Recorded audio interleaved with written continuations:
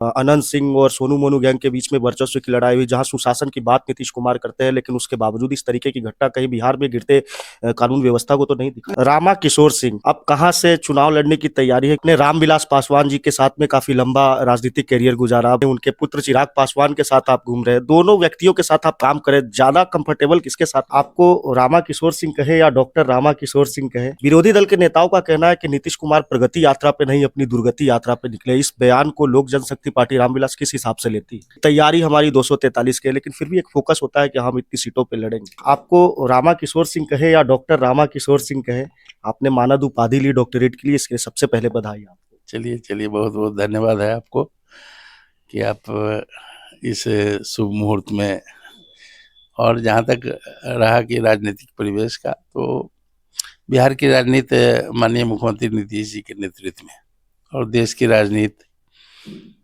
आदरणीय नरेंद्र मोदी जी के नेतृत्व में जो सर्वांगीण विकास देश का और राज्य का होना चाहिए, उस दिशा में चल रही है।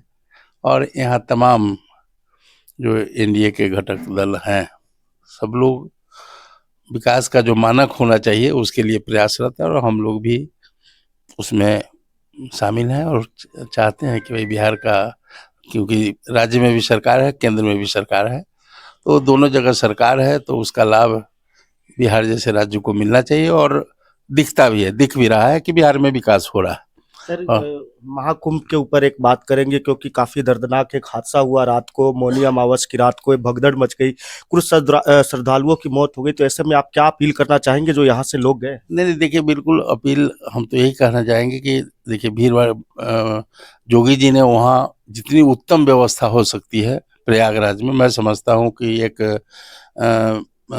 प्रशासनिक विश्वस्तरीय व्यवस्था जो है उन्होंने वहाँ पे किया।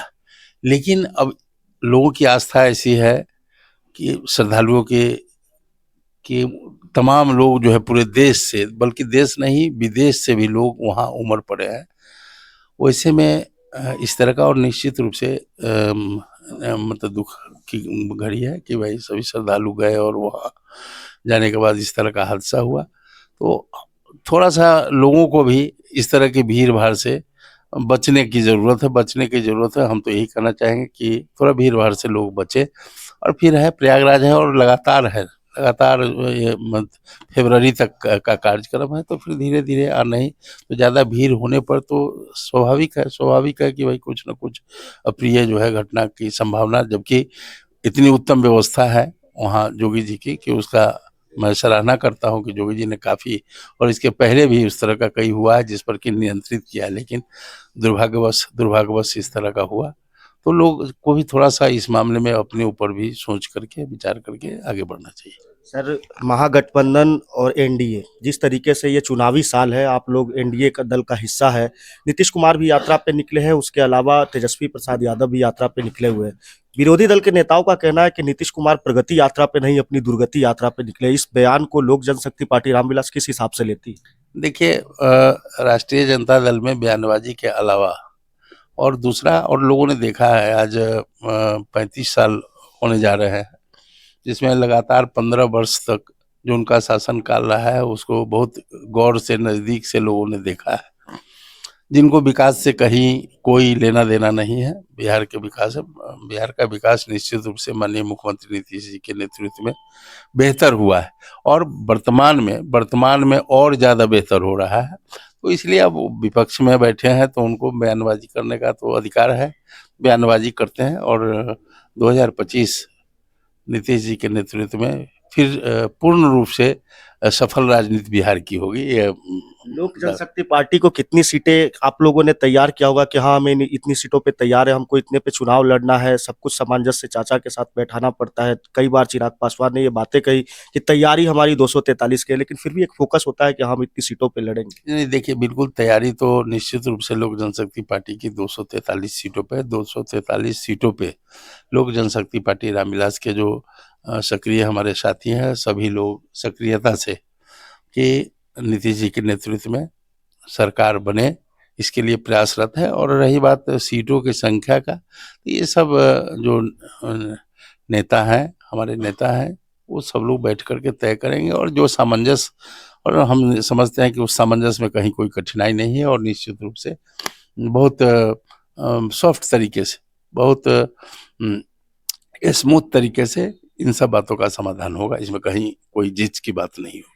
सर आप यहाँ पे नहीं थे, मैं एक चीज बता, जिस तरीके से मोकामा के अंदर जो घटना देखने को मिली, अनंत सिंह और सोनू मोनू गैंग के बीच में वर्चस्व की लड़ाई हुई, जहां सुशासन की बात नीतीश कुमार करते हैं, लेकिन उसके बावजूद इस तरीके की घटना कहीं बिहार में गिरते कानून व्यवस्था को तो नहीं दिखा। नहीं नहीं नहीं, देखिए देखिए, कोई भी वारदात के लिए कानून व्यवस्था पर ही सीधे थोपना अच्छे। आपने देखा कि कानून व्यवस्था की ऐसी स्थिति है कि घटना के बाद अनंत सिंह जैसे लोग भी तुरंत आत्मसमर्पण किया और जो दूसरे आरोपी थे उन लोगों ने भी समर्पण किया, उनकी गिरफ्तारियां हुई हैं। तो इसलिए ये कानून का राज दिखता है कि ये कानून का राज है।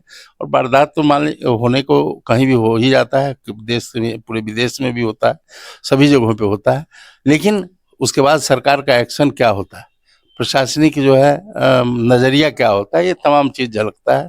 इसमें कहीं कोई दिक्कत नहीं है, यहाँ सुशासन नहीं।